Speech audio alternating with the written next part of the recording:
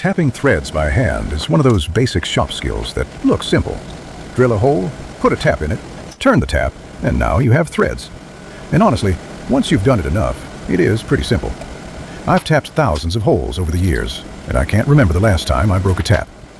But there are several ways this job can go wrong, and once something goes wrong, recovery can be difficult. So when I'm tapping a hole, I slow down and pay attention. Think of it as surgery on metal. Before the tap ever touches the part, make sure you have the right tap and the right size hole. I'm going to demonstrate with a 3/8 tap in aluminum. The normal tap drill for 3/8 is 5/16 of an inch. That's convenient for the home shop because 5/16 is in an ordinary fractional drill set. Other thread sizes may call for number or letter drills that you may not have, so check a tap drill chart before drilling the hole. Secure the work before you start. You want both hands available to control the tap wrench. I'm also going to use cutting fluid. Aluminum is fairly easy to tap, especially at this size, but cutting fluid makes the tap cut easier and helps prevent aluminum from sticking to the cutting edges. Now comes one of the most important parts of hand tapping, starting straight. You need to look at the tap from two directions. It can look perfectly straight from where you're standing and still be leaning toward you or away from you. Once the tap starts cutting crooked, it tends to keep going crooked. I'm using a tapping guide to help start mine square. This is just a block with a guide hole that keeps the tap aligned while the first threads are being established. You don't have to have one to tap a hole.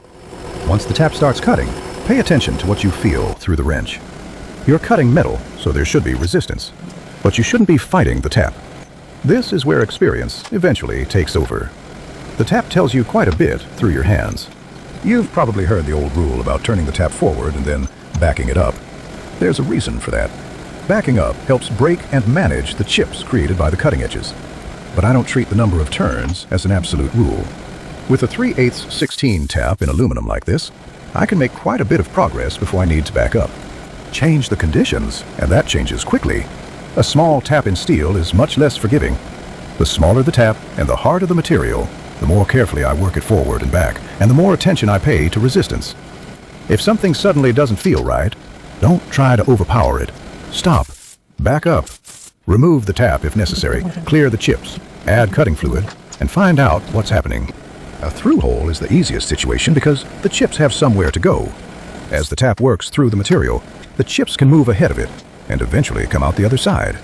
A blind hole is different. There's a bottom down there, so the chips have nowhere to escape. Now chip control becomes much more important. I may completely remove the tap several times while cutting a blind hole, so I can clean the tap and clean the hole before continuing. You also need to know how deep the hole is. Don't confuse a tap getting tight because you've reached the bottom with normal cutting resistance. When I clean a blind hole with compressed air, I don't just point an air nozzle into it and pull the trigger. Those chips and cutting fluid can come flying back out, and a small hole can also produce a surprisingly sharp whistle. I cover the nozzle and hole with a towel before applying air. The towel contains what comes out, but it also gives me something else. Evidence. Open the towel and look at what came out.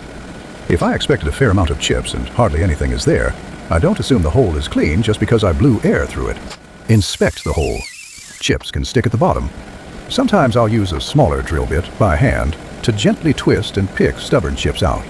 I'm not drilling with it. I'm simply using it to retrieve material that's trapped in the hole. Then inspect again. Clean the tap, add cutting fluid if needed, and continue. That's really the mindset I want you to take away from hand tapping. Don't be afraid of it, just don't rush it.